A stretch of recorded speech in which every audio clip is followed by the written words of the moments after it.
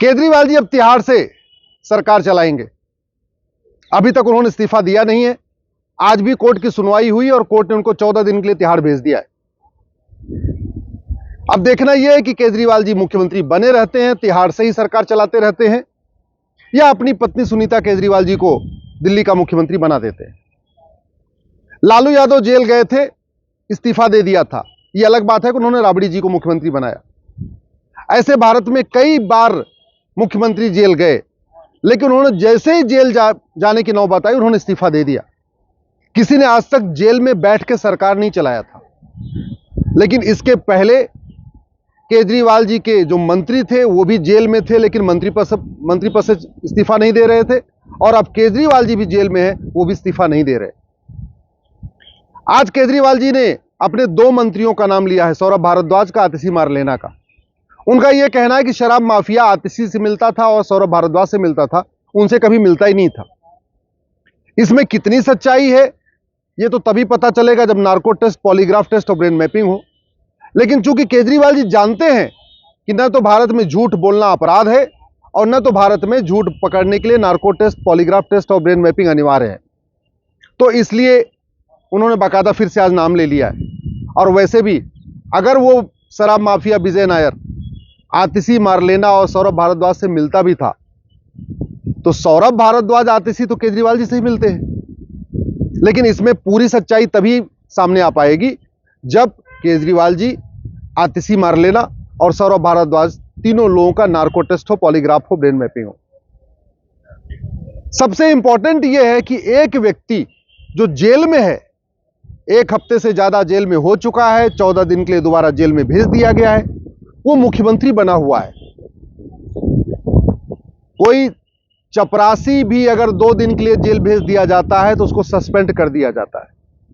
चाहे थानेदार हो, चाहे क्लर्क हो, चाहे कलेक्टर हो, चाहे कप्तान हो, चाहे कमिश्नर हो, आईएएस हो, आईपीएस हो, कोई भी पब्लिक सर्वेंट हो, इवन 4th क्लास का गवर्नमेंट एम्प्लॉय हो, अगर 2 दिन के लिए जेल भेज दिया जाता है ना, 48 आवर्स के लिए, उसको तत्काल सस्पेंड कर दिया जाता है।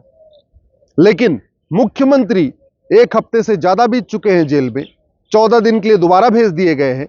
आगे जमानत मिलेगी कि नहीं मिलेगी अभी तक कुछ क्लियर नहीं है। इसके बावजूद वो मुख्यमंत्री की कुर्सी पे बने हुए हैं। आखिर दिल्ली चलेगी कैसे?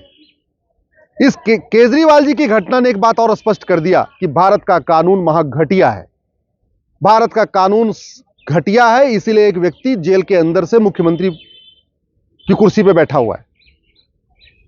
जब सत्येंद्र जैन को 2 महीने बीत गए जेल में और उन्होंने इस्तीफा नहीं दिया, उधर महाराष्ट्र में एक मुख्यमंत्री थे नवाब मलिक, उनको भी 2 महीने हो गया जेल में, उन्होंने इस्तीफा नहीं दिया।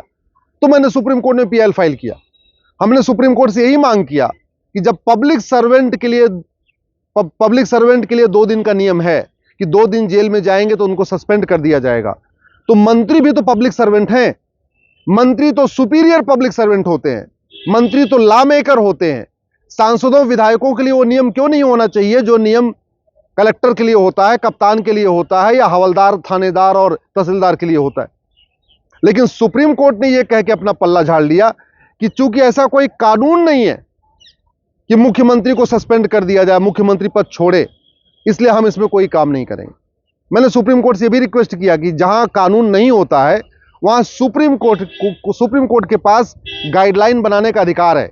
संविधान आर्टिकल 42 सुप्रीम कोर्ट का अधिकार देता है कि अगर किसी विषय पे कानून नहीं है तो वो कानून बना दे, और जब तक पार्लियामेंट का कानून नहीं आएगा तब तक सुप्रीम कोर्ट का ऑर्डर ही अपने आप में कानून की तरीके काम करेगा। ट्रिपल तलाक केस में यही हुआ था। सुप्रीम कोर्ट ने ट्रिपल तलाक को खत्म कर दिया और फिर सरकार को बोला आप कानून बनाइए। यही बात मैंने मांग किया था कि आप मंत्रियों के लिए भी, सांसदों के लिए भी, विधायकों के लिए एक नियम बनाइए कि अगर 2 दिन से ज्यादा वो जेल में है तो कम से कम उनको सस्पेंड कर दिया जाए। आप उनका लोकसभा की सदस्यता मत खत्म करिए, राज्यसभा की सदस्यता मत खत्म करिए, विधानसभा की सदस्यता मत खत्म करिए, लेकिन कम से कम उनको मंत्री पद से हटाने के लिए गाइडलाइन बना दीजिए। सुप्रीम कोर्ट ने नहीं हटाया, सुप्रीम कोर्ट ने गाइडलाइन नहीं बनाई, और उसका नतीजा यह है कि केजरीवाल जेल में है, इसके बावजूद मुख्यमंत्री बने हुए हैं। मुख्यमंत्री अपनी पत्नी को बनाएंगे या किसी और को बनाएंगे, अभी तक तो आतिशी का नाम चल रहा था, लेकिन अब तो उन्होंने आतिशी को खुद ही लपेट लिया है। सौरभ भारद्वाज का नाम चल रहा था, उनको दोनों को खुद ही लपेट लिया, उनको दोनों को खुद ही उन्होंने एक तरीके से ये बता दिया कि विजय नायर तो उन दोनों लोगों से मिलता था, तो उन दोनों को तो बनाने वाले नहीं। आज जो उन्होंने बयान दिया उससे एक तरीके से उन्होंने अपनी पत्नी का रास्ता साफ कर दिया है कि अब न आतिशी मुख्यमंत्री बन पाएंगी, न सौरभ भारद्वाज बन पाएंगे, अब उनकी पत्नी बनेंगे। एक तरीके से आज के जो ईडी को उन्होंने बयान दिया है उसी से उन्होंने ये रास्ता क्लियर कर दिया। लेकिन अब समय आ गया है, एलजी साहब को इस पे आगे आना चाहिए। एलजी को भी पर्याप्त अधिकार मिला हुआ है संविधान के अंतर्गत। जितना अधिकार राज्यपाल को होता है बाकी राज्यों में, उतना ही अधिकार दिल्ली में एलजी को है। एलजी साहब को सीधे सीधे आम आदमी पार्टी को बुला के पूछना चाहिए कि आप अपना मुख्यमंत्री डिक्लेयर कर लीजिए, आप अपना मुख्यमंत्री कौन होगा बताइए, और नहीं तो दिल्ली में राष्ट्रपति शासन की सिफारिश करना चाहिए। पूरे दुनिया में जग हंसाई हो रही है। पूरी दुनिया में कोई भी मंत्री जेल में रह के सरकार नहीं चलाता। आज पूरी दुनिया में, अमेरिका में, ऑस्ट्रेलिया में, कनाडा में, जापान में, हर जगह यह चर्चा हो रही है कि देश का एक मुख्यमंत्री जेल में है, कोर्ट उसको जमानत नहीं दे रही है, इसके बावजूद वो मुख्यमंत्री बना हुआ है।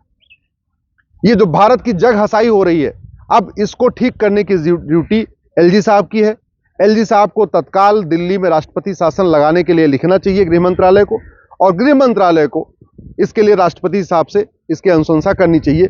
क्योंकि जिस तरीके की व्यवस्था बनी हुई है ना, इसमें केवल किसी पार्टी का अपमान नहीं हो रहा है, इससे भारत की कानून व्यवस्था का अपमान हो रहा है। इससे पूरी दुनिया में यह पता चल रहा है कि भारत के कानून इतने घटिया हैं कि एक व्यक्ति जेल में रहता है, उसके बाद भी मुख्यमंत्री बना रहता है, और एक दो दिन नहीं, एक एक हफ्ते तक, एक एक महीने तक, और इसके पहले कुछ मंत्री तो 3-3, 4-4 महीने में रहे जेल में, उसके बाद उन्होंने मुख्यमंत्री पद छोड़ा। इस समय चूंकि चुनाव का माहौल है, इस समय तत्काल कानून तो नहीं बन सकता है, लेकिन कम से कम एक राष्ट्रपति शासन लगा के, और या तो के आम आदमी पार्टी से पूछ के भाई आप अपना नया मुख्यमंत्री चुन लीजिए, लेकिन कम से कम ये जो जेल के अंदर से सरकार चल रही है, ये जो भारत के ऊपर दाग लग रहा है, ये जो भारत के ऊपर धब्बा लग रहा है, इस धब्बे को रोकना बहुत जरूरी है। आशा करता हूं एलजी साहब इस पे कुछ करेंगे, क्योंकि कोर्ट ने तो पहले अपने हाथ खड़े कर दिए। अब जब सुप्रीम कोर्ट ने अपना हाथ खड़ा कर दिया कि हम इस पे गाइडलाइन नहीं बनाएंगे, तो स्वाभाविक सी बात है दिल्ली हाईकोर्ट भी गाइडलाइन नहीं बनाएगी। दिल्ली हाईकोर्ट में पीआईएल हुई है केजरीवाल को हटाने के लिए, लेकिन दिल्ली हाईकोर्ट में भी यही पूछा जा रहा है वो कौन सा कानून है जिसमें लिखा हुआ है कि नहीं, जो आदमी जेल जाएगा वो उसको मंत्री पद से हटा दिया जाएगा। और कानून तो है नहीं, कानून सरकारों ने अपने लिए बनाया नहीं। कानून जनता के लिए बनता है, कानून बाकी सबके लिए बनता है, गवर्नमेंट एम्प्लॉय के लिए बनता है, लेकिन सांसद विधायक अपने लिए कभी कानून नहीं बनाते, मंत्री अपने लिए कभी कानून नहीं बनाते। तो स्थिति आज यह है कि एक व्यक्ति जो 2 दिन जेल में जाने के बाद, जिसको चपरासी की नौकरी से सस्पेंड कर दिया जाता है, जिसको 2 दिन जेल में जाने के बाद थानेदार के पद से हटा दिया जाता है, हवलदार के पद से हटा दिया जाता है, 2 दिन जेल में जाने के बाद क्लर्क और कांस्टेबल के पद से हटा दिया जाता है, 2 दिन जेल में जाने के बाद तहसीलदार के पद से हटा दिया जाता है, कमिश्नर के पद से हटा दिया जाता है। वहीं दूसरी तरफ 2-2 महीने तक जेल में रहने के बावजूद लोग मंत्री बने रहते हैं, मंत्री की पूरी सुविधाएं लेते रहते हैं। सवाल एक बहुत बड़ा संवैधानिक सवाल यह है कि जब मुख्यमंत्री या मंत्री शपथ लेते हैं कि मैं संविधान के अनुसार कार्य करूंगा, और उनको संविधान के अनुसार कार्य करने के लिए ही वेतन भत्ता, गाड़ी बंगला मिलता है, तो इस समय जो केजरीवाल को सुविधाएं मिली हुई हैं वो जेल में रहने के लिए थोड़ी मिली हुई, वो जनता की सेवा करने के लिए मिली हुई है। जो इस समय केजरीवाल जी की सिक्योरिटी है, जो उनके साथ पूरा स्टाफ है, वो तो घर में बैठा हुआ है, उसके पास कोई काम नहीं है, क्योंकि मुख्यमंत्री तो जेल में है। उसका वेतन कौन देगा, उसको भत्ता कौन देगा? जो पूरी उनकी सिक्योरिटी स्टाफ है जो घर में बैठी हुई, इसका वेतन भत्ता कौन देगा? मैं आप लोगों से निवेदन करता हूं, इस मुद्दे को उठाइए, जोर से उठाइए। इलेक्शन रिफॉर्म की बहुत जरूरत है, कानूनों में बदलाव की बहुत जरूरत है। कानून घटिया है, इसलिए एक व्यक्ति तिहाड़ से दिल्ली की सरकार चला रहा है। कानून अच्छा होता तो अब तक उनको सस्पेंड कर दिया जाता।